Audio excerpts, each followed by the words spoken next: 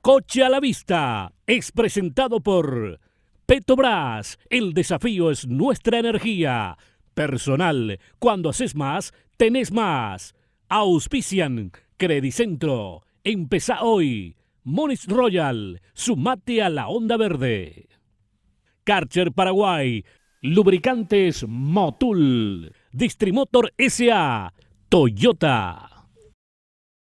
¿Cómo están, amigos? Muy buenas noches, les saludamos aquí desde Mariscal Estigarribia en esta entrega especial de Coche a la Vista en ocasión del Petrobras Transchaco Rally 2017. Paco Valdés de Madriaga, muy buenas noches, ¿cómo estás? ¿Qué tal, Lucho? ¿Cómo te va? Muy buenas noches, un gusto estar con la audiencia de Coche a la Vista, por supuesto en un domingo diferente, porque hace mucho que no me acuerdo que tengamos un domingo con una segunda etapa del TCR. Creo que aquella vez que terminó en su momento en Estancia de la Patria, creo que había terminado un día diferente, no sé si fue tanto así, que la coincidencia de que el feriado fue un lunes hizo que la organización decida pasar la carrera para sábado, domingo y lunes, teniendo en cuenta que el día viernes hubieron actos importantes en la zona de Boquerón, en parte donde se desarrolló la carrera. Bueno, y una segunda etapa que, más allá de todos los pronósticos, tuvo muchas emociones, tal vez no con la dureza de la cual se habló tanto tiempo en la previa de este rally, sobre todo lo que concernía a la picada 40, Paco, pero tuvimos sorpresas y por supuesto golpes de escena importantes.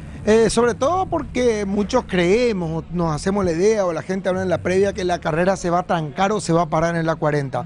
La carrera no se trancó ni se paró, pero sí marcó diferencias y marcó pautas en la carrera que luego hoy terminamos acá teniendo acá al lado nomás en el Parque Cerrado al ganador de la etapa, quienes empezaron a construir su trabajo en los dos tramos principales de la carrera, como ser el tramo de la estancia Safari y posteriormente el tramo de la 40.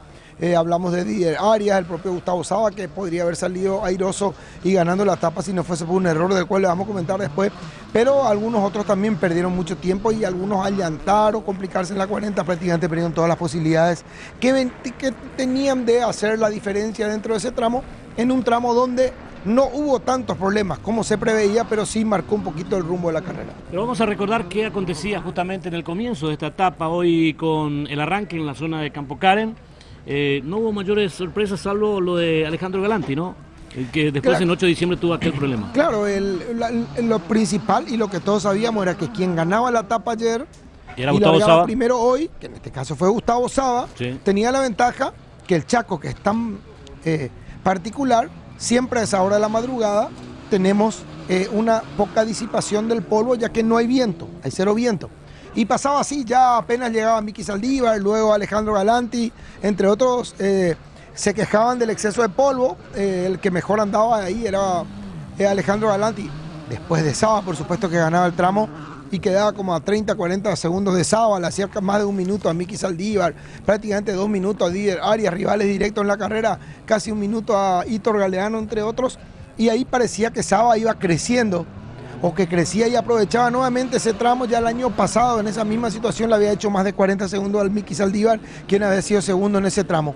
De ahí van al tramo que también temido, más que temido por el estado del piso, es porque era largo y sin asistencia. Hablamos del tramo de la estancia Safari, que se iniciaba en 8 de diciembre y terminaba en la estancia Safari y luego estaba la salida de la Lóbrego.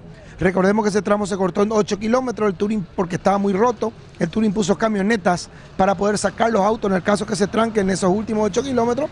Bueno, ahí daba un golpe de escena Miki Saldívar marcando un muy buen parcial y empezaba a aparecer el gran trabajo de Didier Arias, que había trabajado mucho sobre esos tramos conflictivos. Claro, mencionábamos lo de Alejandro Galanti, que tuvo ya su inconveniente ahí, venía segundo en la clasificación. Galanti había perdido así como 7 minutos ahí. Mucho tiempo, ¿eh? Sí, 7 minutos más o menos, y ahí se quedó. Ya prácticamente se descolgó de la lucha por la punta, pero había sido que el problema no era solo un llantazo, sino que estimamos nosotros, porque no hablamos con Ale hoy, hablamos sí con Marco y con la mayoría de los pilotos, coincidentemente no pudimos hablar con Ale.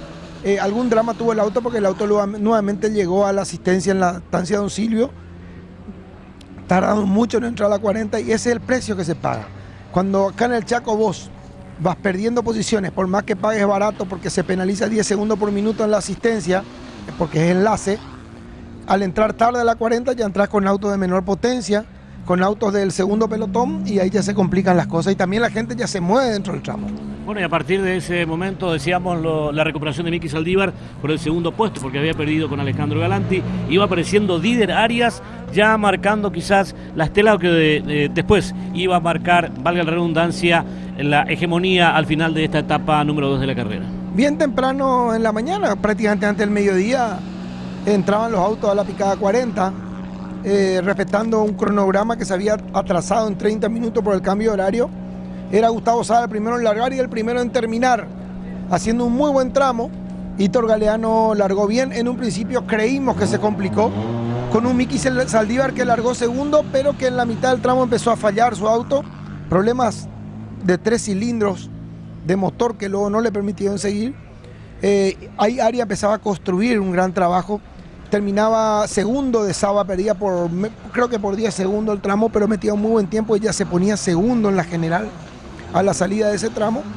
Aparecían trabajos parciales interesantes también que veíamos, como el de Mauricio González con un RC2N que venía bastante bien, estaba bien Miguel Ortega de la Renga, Gonzalo Ortega también que venía realmente muy bien, el piloto de la Renga en la RC2N, y veíamos también lo de Aubestar, que empezó muy rápido y luego un llantazo lo dejó fuera de la conversación, y otro que también resignaba sus ilusiones en la 40, quien venía haciendo un gran rally del Chaco y también tuvo problemas de motor y me lo confirmó su propia gente de su equipo, fue Blas Zapac. hijo. Lamentablemente, venía muy bien a propósito de Blas Sí, Zapata, haciendo tuvo un gran Chaco. una primera etapa estupenda, lamentablemente se encontró con un vuelco, ¿verdad? Tuvo un vuelco. No, el que tuvo el vuelco fue su hermano, Henry Al Zapac final. en Semelpa. Porque Blas tuvo problemas de motor, por eso te digo. Claro, al principio decían, no, era un vuelco de No sé. Zapac. A mí yo estuve Enrique. con Agustín Alonso y con Fede García y me dijeron que el problema de Blas fue motor y el problema de Agustín sí que de Henry Zapac sí que ya vimos Ese toda fue la un foto, vuelco. que fue un vuelco considerable que gracias a Dios no tuvo consecuencias personales. Bueno, recordemos, Arias terminó primero esta segunda etapa, la clasificación de la carrera. Te apuras mucho, Lucho. No, perdón, ¿Por qué te no apuras quería hablar tanto? de la diferencia, ¿no? Para después. Pero si estamos recién saliendo de la 40 y vos ya estás acá en Mariscal Echeverría de vuelta. Está bien que nosotros estamos acá. Bueno, pero antes de seguir con esto, Todos saben tenemos. que gana Arias, pero le vamos a contar cómo ganó Arias. Claro que sí. Vamos a un consejo de Petrobras y ya volvemos.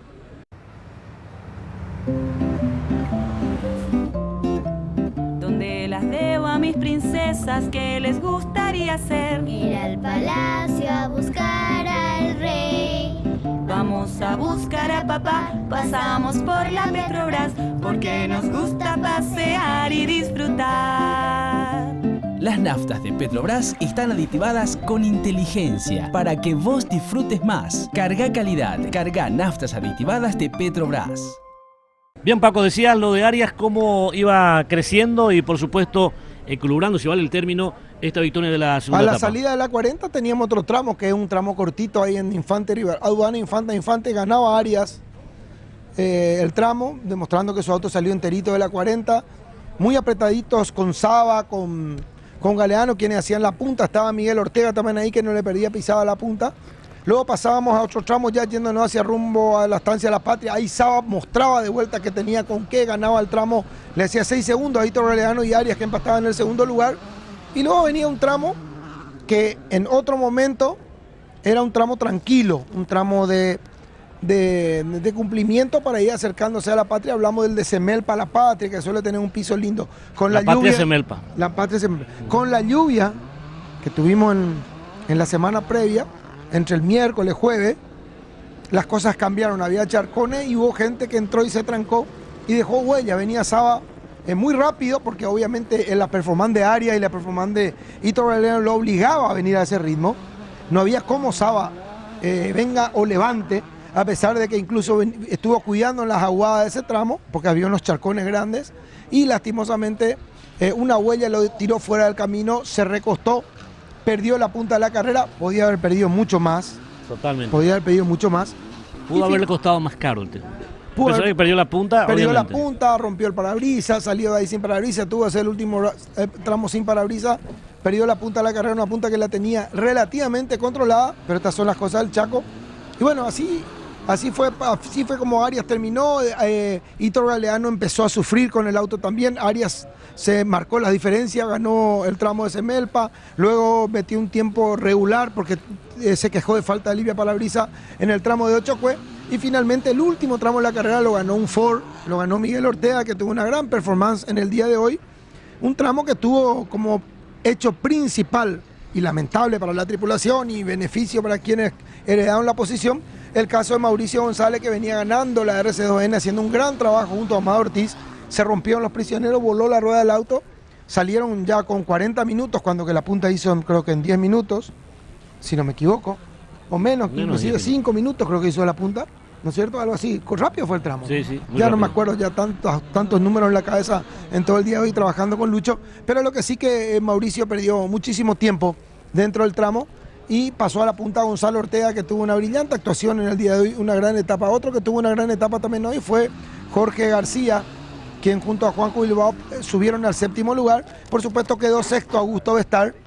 Ahora pasó a quinto Augusto Bestar, perdón. Quinto quedó, creo que sexto está Augusto y está quinto Ortega, ¿no? Ortega, Miguel Ortega. También cerrando una muy No, buena Miguel primera está etapa. cuarto.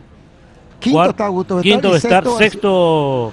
No, eso es las clases, eso es por clase. Esa es la clase. A ver. Le contamos que Vamos a está, primero está Didier Arias, segundo está Hito Galeano, muy apretado con Gustavo Saba, que está tercero, cuarto está Miguel Ortega, quinto está Gonzalo Ortega, sexto está Bestar y séptimo está García. Muy bien, ahora es momento de comunicarnos. Aquí desde Mariscal Estigarribia nos comunicamos con personal.